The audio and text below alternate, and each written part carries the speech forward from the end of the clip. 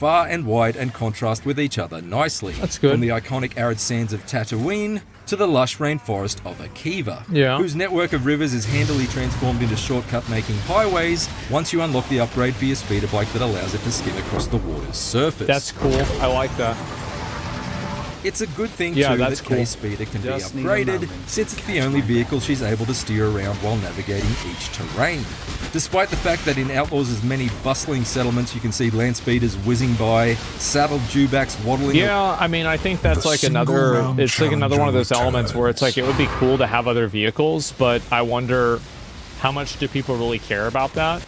I always think to myself, like, what's really, like, why would you... I think with a game, it's like, the question is like, why? Like, why is this game, right? And I see something like this and it's like, is it there for gameplay? Is it there for the story? Because I feel like there's a lot of these games that just have like a 6 or like a 4 in like every category because they're just like, so aggressively mediocre. Long and towering ATSTs chicken walking past, you can't actually ride or drive any of them. Of course not.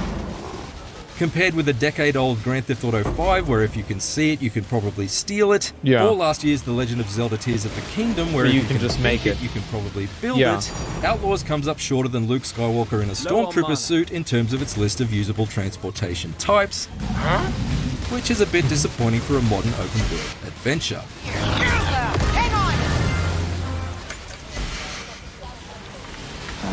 Imperial's over there. Outlaws isn't just about getting from A to B, however. It's also about breaking into and out of various Imperial bases and crime syndicates' headquarters at the behest of the various underworld cohorts that Kay conspires with along the way. Name's Varric, and I've got a real job for you. Am I crazy for thinking that the world of Star Wars is incredibly fucking boring outside of the lightsaber stuff? I can't think of a single component of Star Wars that's more compelling than Dune outside of lightsabers. It's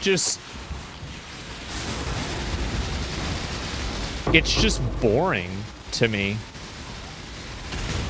Andor? Maybe, yeah. Like, I don't know. I didn't watch Andor.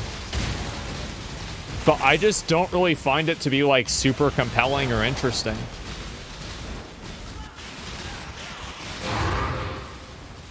Maybe in, like, some of the shows, they flesh it out better. But with this, I'm really just not seeing it. Friend Nix is vital to these infiltrations, as he's basically a space cat drone who functions like a watchdog's phone. You can point him at switches to activate while you remain in cover. Nix, the door. Or to briefly divert the attention of security cameras to allow you safe passage. Nix, put on a show. Among several other useful talents.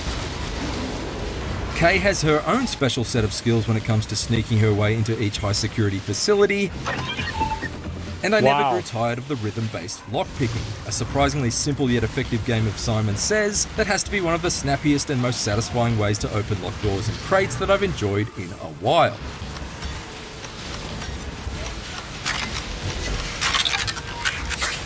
Overall, I always thought Starfield had good lockpicking. I know it's like one of the only good things the game had, but that was one of them. Just need a moment to catch my breath. However, Outlaws' stealth is markedly uneven. Yeah. What are you doing? You've alerted the station.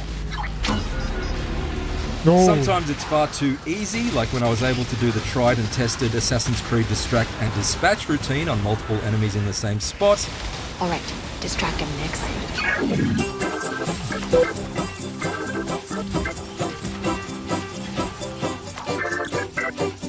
I don't think this is a problem, by the way. Like, games like this, like being able, like, we just watched like a video earlier of like Wukong